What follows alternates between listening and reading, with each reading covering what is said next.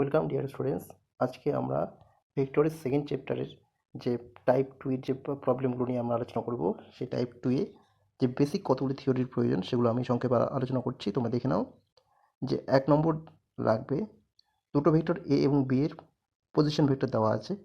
এ vector হচ্ছে a1i plus a2j plus a3k এবং B vector b1i plus b2j plus b3k হলে আমরা a cross B ভেক্টরটা কী করে আমরা বের করব, সেটা ইকুয়াল টু হবে determinant of I J K, first Rowe I J K, second Rowe a1 a2 a3 মানে এ ভেক্টরের স্কেলার কম্পোনেন্ট, এবং থার্ড রোয়ে বি ভেক্টরের scalar component b1 b2 b3। ঠিক আছে।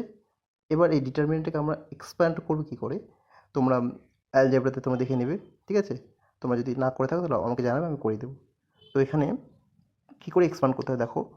তো আইয়ের সঙ্গে থাকবে যেগুলো ফার্স্ট রো এবং ফার্স্ট কলাম যদি আমরা ঠেকে দিই, তাহলে থাকবে ক্রস গুণ করলে a2 b3 minus a3 b2 এর সঙ্গে আই, প্লাস যেটাকে পজিটিভ রাখতে গেলে আমাকে b1 a3 সাথে গুণ করতে হয়। তাহলে b1 a3 বা a3 b1 minus a1 b3 এর সঙ্গে যে প্লাস কে এর সঙ্গে থাকবে a1 b1 minus a2 b2 sorry a2 b1। এভাবে কিন্তু আমরা এক্সপ্যান্ড করবো। এক্সপ্যান্ড করে যে ভেক্টরটা পাবো সেটাই কিন্তু এ ক্রস বি ভেক্টর। তোমার মাথায় রাখবে, এ ক্রস বি ভেক্টর কিন্তু অবশ্যই একটা ভেক্টর। আমরা এর আগে ডট প্রোডাক্ট করেছিলাম এ ডট বি, সেটা কিন্তু একটা স্কেলার। কিন্তু এ ক্রস ভি পুরোটাই পিওর একটা ভেক্টর হয়ে যায়, সেই জন্য সেখানে অবশ্যই আই জে কে এগুলো থাকবে, তার সঙ্গে স্কেলারগুলো থাকবে। ঠিক আছে। তো এভাবে আমরা এ ক্রস বি বের করব। এবার এই এ ক্রস ভি ভেক্টরের ইম্পর্টেন্স কী? এটা হলো এ ক্রস ভি হলো এমন একটা ভেক্টর যেটা এ এবং বি উভয় ভেক্টরের উপরই লম্ব। মাথায় রাখবে, এটা দিয়ে অনেক অঙ্ক হবে। এবার 2 নম্বর কি দেখো, সামান্তরিকের ক্ষেত্রফল। যখনই আমরা এ ক্রস বি ভেক্টর বের করতে পারবো, তার মডিউলাস ভ্যালুটা বের করলে আমরা কিন্তু একটা সামান্তরিকের ক্ষেত্রফল পাবো। যে সামান্তরিকের সন্নিহিত বাহুগুলো হলো এ এবং বি। তোমার ছবিতে দেখো, এ বি ভেক্টর এ এবং এডি ভেক্টর হচ্ছে বি, এ দুটো হচ্ছে সামান্তরিক সন্নিহিত বাহু। এটা হলে কিন্তু এ বি সি ডি পুরো সামান্তরিকের ক্ষেত্রফল হয়ে দাঁড়াবে modulus of A cross B vector. ঠিক আছে। এখান থেকে আমরা ত্রিভুজের ক্ষেত্রফলটা বের করতে পারি। একদম লক্ষ্য করো, যদি ত্রিভুজটা এ বি ডি হয়, তাহলে সেই ত্রিভুজের ক্ষেত্রফল হবে half modulus of A cross B vector, মানে সামান্তরিকের ক্ষেত্রফল যা অর্ধেক, সেটা কিন্তু ত্রিভুজের ক্ষেত্রফল। ঠিক আছে। তো এভাবে আমরা দুটো সন্নিহিত বাহু থাকলে সে ত্রিভুজের হলে half modulus of A cross B এবং সামান্তরিক হলে modulus of A cross B. এভাবে কিন্তু আমরা ত্রিভুজ এবং সামান্তরিক ক্ষেত্রফল বের করব। অনেকগুলো প্রবলেম রয়েছে তোমাদের। আচ্ছা, এবার লক্ষ্য করো 3 নম্বর আমি কী রেখেছি, প্রজেকশন অফ এ ভেক্টর। এটা কিন্তু আমার ফার্স্ট টাইপে করানো উচিত ছিল, যাই হোক এটা আমি টাইপ 2 এ রেখেছিলাম। এটাকে আমি টাইপ 3 তে না গিয়ে আমরা টাইপ 2 এখানে অ্যাড করে দিলাম আমি। ঠিক আছে।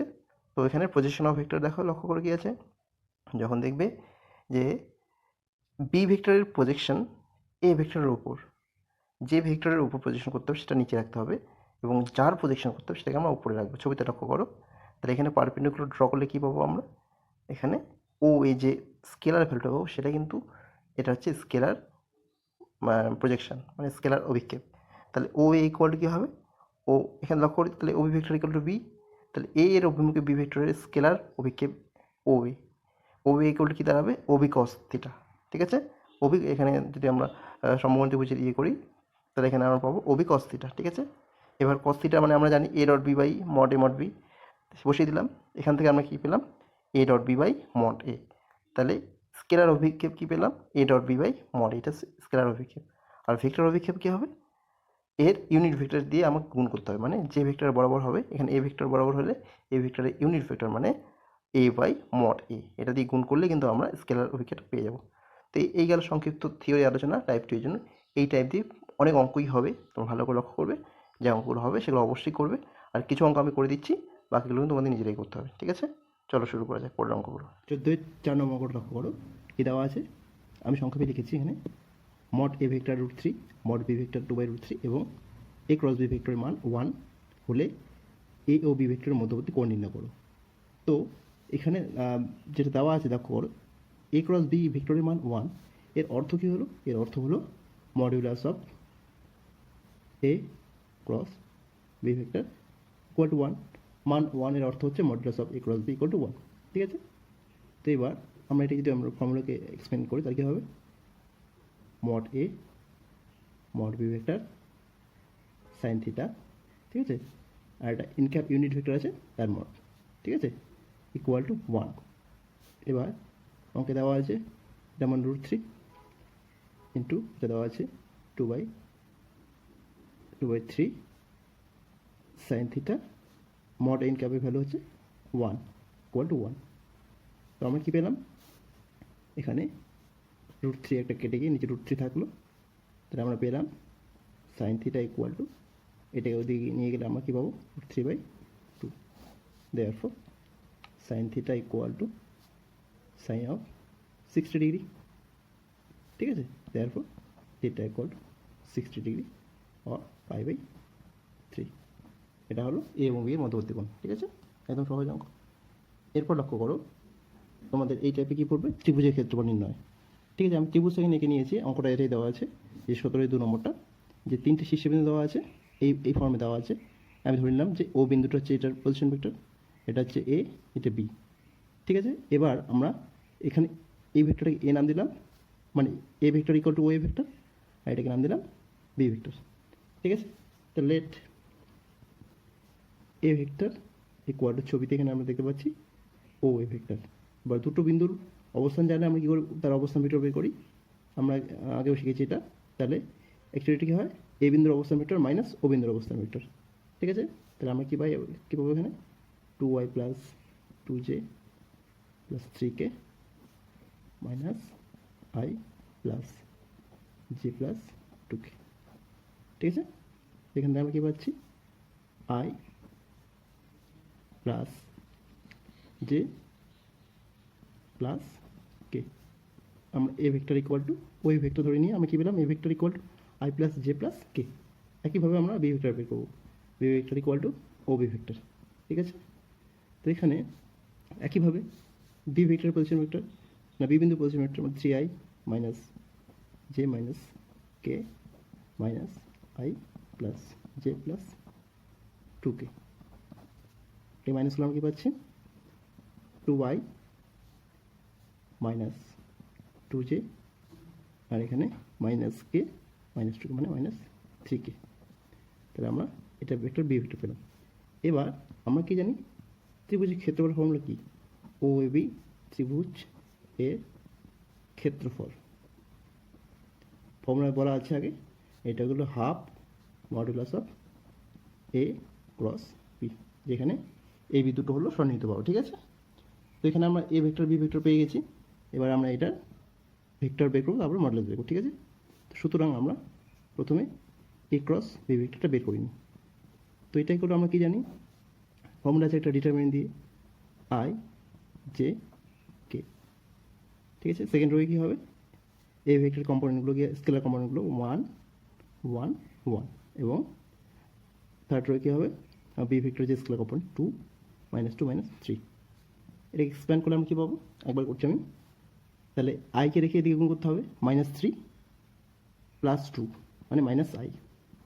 ঠিক আছে, প্লাস জেকে রেখে আমরা এদিকে গুণ করবো আগে, 2 প্লাস 3 মানে 5j, আবার কে রেখে -2 -2 তার মানে -4k। আমরা কী পেলাম, এ ক্রস বি। তো এর মডুলাসটা আমরা বের করতে পারবো। ঠিক আছে, সুতরাং modulus of A cross B equal to কী হবে, স্কোয়ার রুট অফ -1 স্কোয়ার মানে 1, 25 প্লাস 16, তাই তো, অ্যাড করলে কত হবে, এখানে 25 26 26 আর 16 42। ঠিক আছে, আচ্ছা, সুতরাং আমরা যে ফর্মুলাটা লিখেছি আগে, ত্রিভুজের ক্ষেত্রফল, ত্রিভুজ ও এ বি এর ক্ষেত্রফল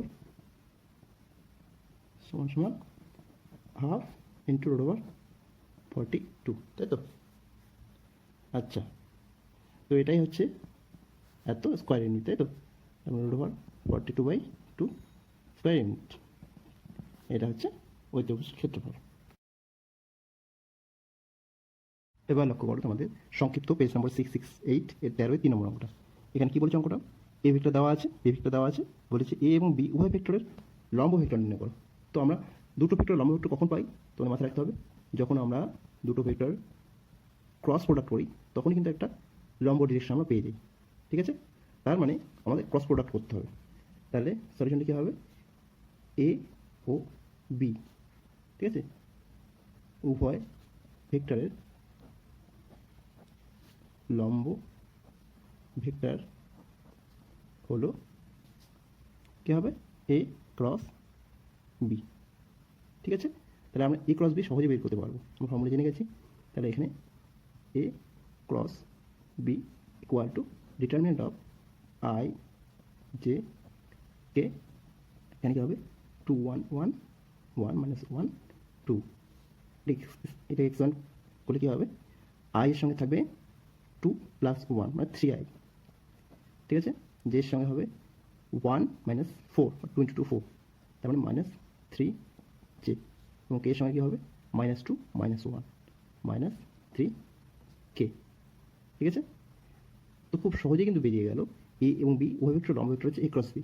তার মানে সুতরাং আমি লিখতে পারি এ ও বি এর লম্ব ভেক্টর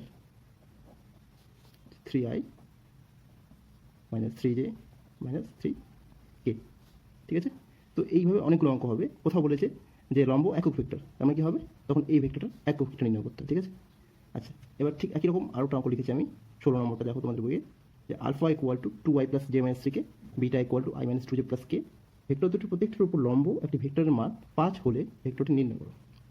তো আমরা অঙ্কটা একই রকমভাবেই করবো। তাহলে আমরা প্রথমেই লিখে নিই আলফা ও বিটা এর উভয়ের ওপর লম্ব ভেক্টর হলো আলফা ক্রস বিটা। ঠিক আছে, সুতরাং আমরা আলফা ক্রস বিটার আগে বের করে নিই একই রকম ডিটারমিনেন্ট দিয়ে।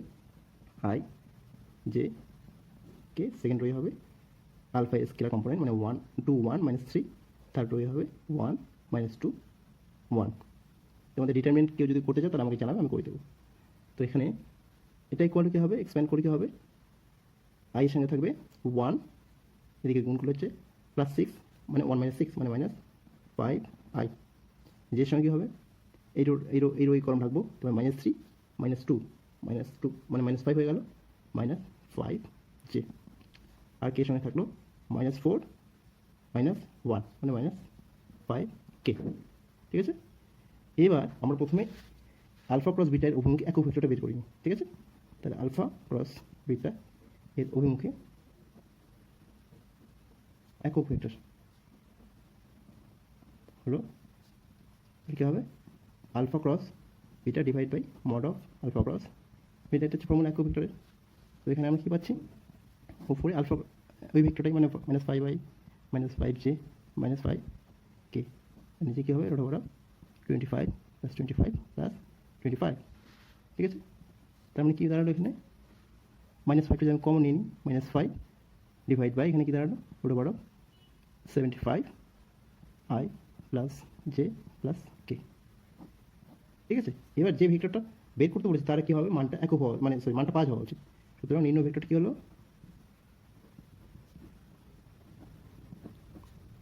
দেখো এটার মান কিন্তু 1।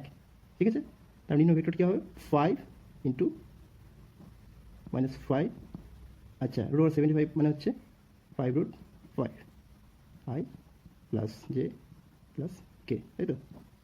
তাহলে কী হলো 5 5 কেটে গেল, তার মানে দাঁড়ালো হচ্ছে -√5 i + j + k। ঠিক আছে, এখানে একটু ভুল হয়ে গেল, এটা 5√3 হবে, তাই তো, কারণ 3 3 25 75, তার মানে এটা √3 থাকবে এখানে। 5 5 কেটে গেল, তার মানে অ্যান্সার হবে এটা √2 থাকবে না এখানে 5/√3। তার মানে সেই ভেক্টরটি হলো -5/√3 i + j + k। এটাই সেই নিম্ন ভেক্টর যার মানটা হলো 5। ঠিক আছে, আশা করি তুমি বুঝতে পেরেছো। আশা করি সকলে টাইপ 2 এর থিওরি এবং অঙ্কগুলো বুঝতে পেরেছো। বাকি যে অঙ্কগুলো থাকলো সেগুলো তোমাদের বাড়ির কাজ, সেগুলো তোমরা বাড়িতে সলভ করবে এবং যেগুলো সমস্যা হবে আমাকে জানাবে, আমি করে দেওয়ার চেষ্টা করবো। ভালো থাকবে সকলে।